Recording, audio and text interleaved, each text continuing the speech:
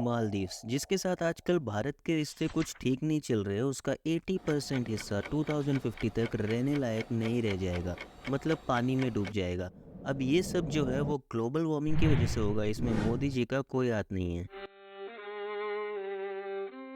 सिर्फ मालदीव्स ही नहीं, और भी कई देश हैं जो 2050 से 2100 तक पानी में डूब जाएंगे, जैसे Kiribati, Mauritius, Marshall island, Guyana और बांग्लादेश। अब जब ये कुछ देश सी लेवल के नीचे चले जाएंगे तो बहुत हाई चांस है कि हमारे देश के भी कई शहर जो कोस्टल एरिया में है वो पूरी तरह तो नहीं लेकिन कुछ हद तक तो अफेक्टेड होंगे ही, जैसे मुंबई, कोलकाता, चेन्नई, कोची।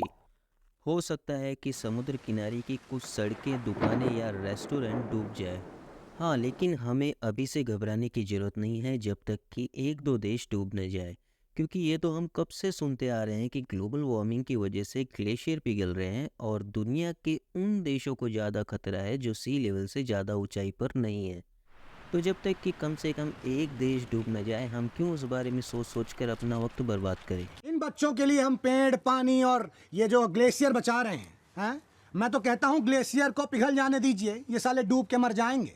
खैर, दुनिया का टेम्परेचर बढ़ता जा रहा है और अगर इसे रोकने की कोशिश नहीं की गई तो इसके नतीजे उस हादसे से भी बुरे हो सकते हैं जिसकी वजह से डायनासोर्स इस दुनिया से खत्म हो गए। इसलिए जिस दिन पहला देश डूबेगा शायद उस दिन हमारे पास इतना वक्त भी नहीं होगा कि हम रिएक्ट कर पाएं। वैसे तो दुनिया भर के 130 देशों के 1900 से भी ज़्यादा ऑर्गेनाइजेशंस क्लाइमेट क्राइसिस पर काम कर रहे हैं। उनमें से कुछ खास हैं: climate action network, green peas, rain forest action network, 350.org और अर्थ जस्टिस।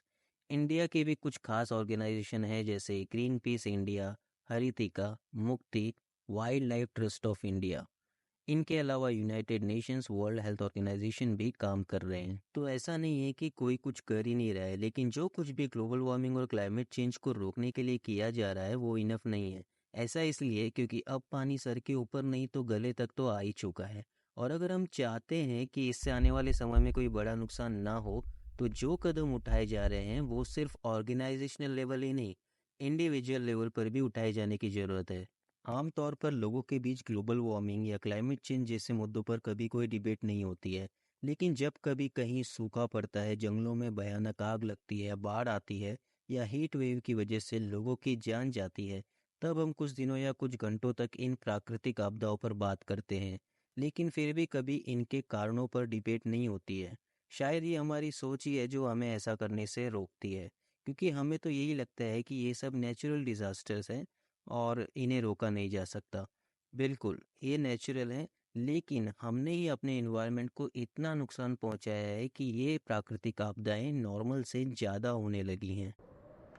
डायनासोर्स इस धरती पर 16 करोड़ साल से भी ज़्यादा रहे, उनके मुकाबले इंसान इस धरती पर सिर्फ 2 लाख सालों से है। डायनासोर्स का अंत एक बड़े उल्कापिंड के टकराने से हुआ, लेकिन ऐसा नहीं है कि उल्कापिंड के धरती से टकराते ही वो गायब हो गए। उस उल्कापिंड के टकराने से क्लाइमेट चेंज हुआ और उस क्लाइमेट चेंज की वजह से डायनासोर्स हमेशा के लिए धरती से गायब हो गए। अब यहाँ पर ध्यान देने वाली बात यह है कि डायनासोर्स 16 करोड़ साल तक इसलिए रह पाए क्योंकि वो पृथ्वी के हिसाब से अपनी ज़िंदगी जी रहे थे। इंसान अकेला ऐसा प्राणी है जो इस पृथ्वी को अपने हिसाब से चलाना चाहता है और इसे चला भी रहा है।